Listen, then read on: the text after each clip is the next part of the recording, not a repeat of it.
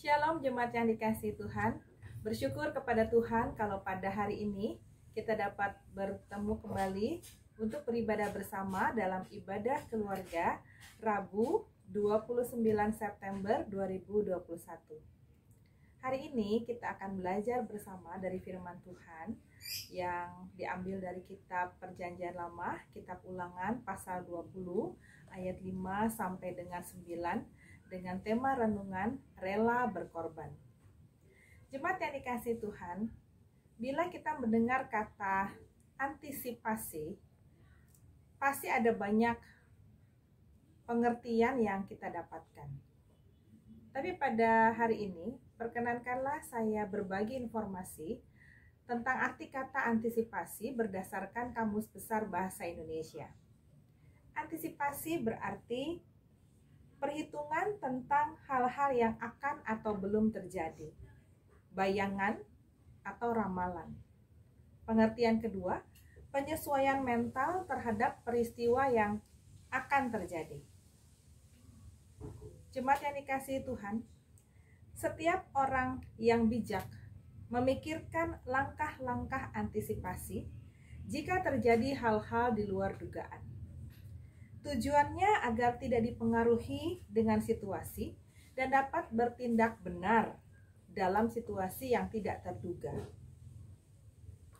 Musa mempersiapkan bangsa Israel untuk dapat bertindak benar menghadapi situasi yang tidak terduga. Musa mempersiapkan bangsa Israel dalam berperang dengan menetapkan sikap terbaik dan aturan yang menyeleksi siapa saja yang dapat ikut berperang. Dalam berperang, bangsa Israel harus memiliki keberanian dan tidak gentar melihat banyaknya dan kuatnya tentara musuh yang ada, dengan satu keyakinan bahwa Tuhan menyertai dan akan memberikan kemenangan. Itu di pasal 20 ayat 1 sampai dengan 4. Pembacaan Alkitab kita ayat 5 menunjuk bahwa kepala pasukan yang memilih orang yang boleh undur dalam peperangan atau diizinkan tidak ikut berperang. Ayat 5 sampai dengan 8 pembacaan Alkitab kita memperlihatkan orang yang memiliki situasi tertentu yang tidak ikut berperang. Ayat 5 yaitu orang yang telah mendirikan rumah baru tetapi belum menempatinya, supaya jangan ia mati dalam pertempuran dan orang lain yang menempatinya. Orang tersebut diizinkan untuk menempati rumah baru yang dibangunnya itu. Ayat 6, orang yang tidak ikut berperang adalah orang yang telah membuat kebun anggur dan belum mengecap hasilnya, supaya jangan ia mati dalam pertempuran dan orang lain yang mengecap hasilnya. Orang tersebut diperbolehkan menikmati atau mengecap hasil kebun anggurnya. Ayat 7, orang yang tidak ikut berperang adalah orang yang telah bertunangan dengan seorang perempuan tetapi belum mengawininya, supaya jangan ia mati dalam pertempuran dan orang lain yang mengawini perempuan tersebut. Orang tersebut diberi kesempatan untuk menikahi perempuan itu dan menjalankan kehidupan perkawinannya. Berikutnya orang yang tidak ikut berperang, ayat 8, orang yang takut dan lemah hati, supaya hati saudara-saudaranya jangan tawar seperti hatinya. Orang ini tidak diberi kesempatan untuk mempengaruhi saudara-saudaranya berhati tawar. Ayat 9 pembacaan Alkitab kita, setelah para pengatur pasukan selesai berbicara dan menyeleksi tentaranya, maka ditunjuklah para kepala pasukan untuk mengepalai tentaranya. Dengan demikian, para tentara yang ada adalah tentara terpilih dan siap untuk berperang. Jemaat yang dikasihi Tuhan, pelajaran bagi kita melalui pembacaan Alkitab kita pada malam hari ini.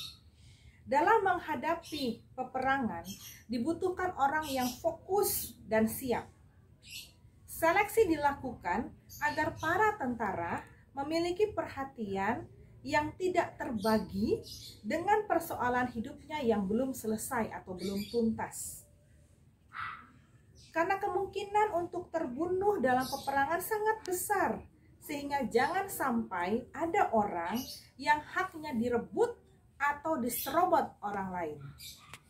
Ini sebabnya orang-orang yang berada dalam situasi di ayat 5 sampai dengan 7 diberi kesempatan untuk mendapatkan haknya atau bagiannya. Memahami bahwa ada orang-orang yang tidak bisa ikut berperang karena situasi yang dihadapi. Dalam hal ini membutuhkan kebesaran hati dan kerelaan untuk berkorban bagi mereka. Hendaknya kita tetap fokus terhadap perang yang kita hadapi. Tuhan memperhatikan dan mengetahui kehidupan umatnya. Tuhan mengajar umatnya untuk menghargai dan menghormati situasi orang yang tidak bisa ikut dalam berperang.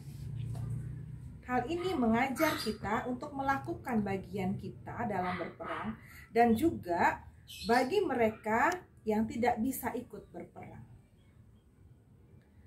Jemaat yang dikasihi Tuhan, belajar bersama tentang rela berkorban berdasarkan Ulangan pasal 20 ayat 5 sampai dengan 9. Untuk rela berkorban perlu memiliki berjiwa besar. Perlu memiliki kebesaran jiwa dalam memandang setiap perbedaan yang ada dalam diri kita dan orang lain. Menyadari bahwa tidak semua orang memiliki situasi yang sama dengan kita. Jangan membuang energi kita untuk hal yang sia-sia. Jangan jadikan perbedaan situasi yang dihadapi orang lain sebagai bahan celaan, bahkan menjadi bahan pertengkaran kita. Hal ini tidak mengubah situasi atau keadaan yang kita dan orang lain hadapi. Kita harus belajar menghargai perbedaan situasi yang dialami oleh orang lain. Hargai dan hormati perbedaan yang ada. Tidak mencela keberadaan orang lain, tidak menghakimi situasi yang dialami orang lain. Menyadari bahwa kita juga dapat berada dalam situasi seperti orang lain.